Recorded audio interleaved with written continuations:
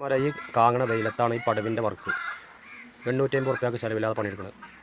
സാഹചര്യം ഇങ്ങനെ ആയതുകൊണ്ട് എന്നിട്ടാണ് ഞാൻ എന്തെങ്കിലും ഒരു വീഡിയോസ് ഇട്ടാൽ ചില ആൾക്കാർ മലയാളി മടിയന്മാരാണ്, അവർക്ക് 1200 വേണം, 1300 വേണം, അങ്ങനെ എടുക്കുന്ന ആൾക്കാരുണ്ടാവും. പക്ഷേ അങ്ങനെ എടുക്കാതെ തന്നെ പോയിട്ട് ആൾക്കാരുണ്ട്. അത് നിങ്ങൾ മനസ്സിലാക്കണം. മനസ്സുമാരെ, ഞാൻ മജീദാണ്. ഞാനതിൽ 850 എന്ന് പറഞ്ഞുകൊടുത്ത് പേച്ചതാണ്. 850 അല്ല, ചിലവില്ലാതെ 950 ആണ്. കാരണം എൻ്റെ വീഡിയോസ് ആ കരാറെടുത്ത ആ വ്യക്തിയും കാണും. അപ്പോൾ ഞാൻ 950 ചിലവില്ലാതെ മേടിച്ചിട്ട് 850 എന്ന് പറഞ്ഞു കഴിഞ്ഞാൽ അത് മോശമല്ലേ? അപ്പോൾ അവിടെ പറഞ്ഞുകൊടുത്ത് പേച്ചതാണ്. പിന്നെ ചില ആൾക്കാർ ശരിയാണ് 1100 1200 റുപ്യ വരെ മേടിക്കണേ, ചിലവും 1200 റുപ്യ വരെ മേടിക്കണ പണിക്കാരുണ്ട്. പക്ഷേ ഞാൻ അങ്ങനെയല്ല.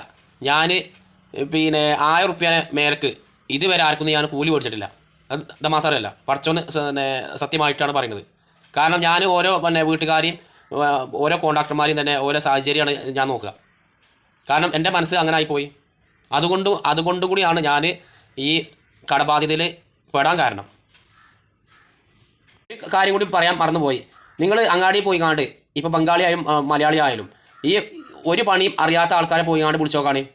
ഓർക്ക് 800 റുപ്യ ഓർക്ക് ഉള്ള ചിലവും വണ്ടിക്കൂലി കൊടുക്കണം. അതാണ്.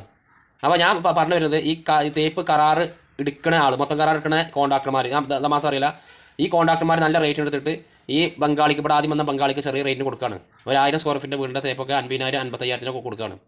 ആ റേറ്റിൽ എടുത്തിട്ടാണ് എന്നെപ്പോലത്തെ ആൾക്കാർക്ക് ഇങ്ങനെ നഷ്ടം വരാൻ കാരണം. അല്ലാതെ 1000 റുപ്യേൻ്റെ മേലേക്ക് കൂലി വേണമെന്ന് ഞാൻ ഒരിക്കലും എവിടെയും പറയില്ല.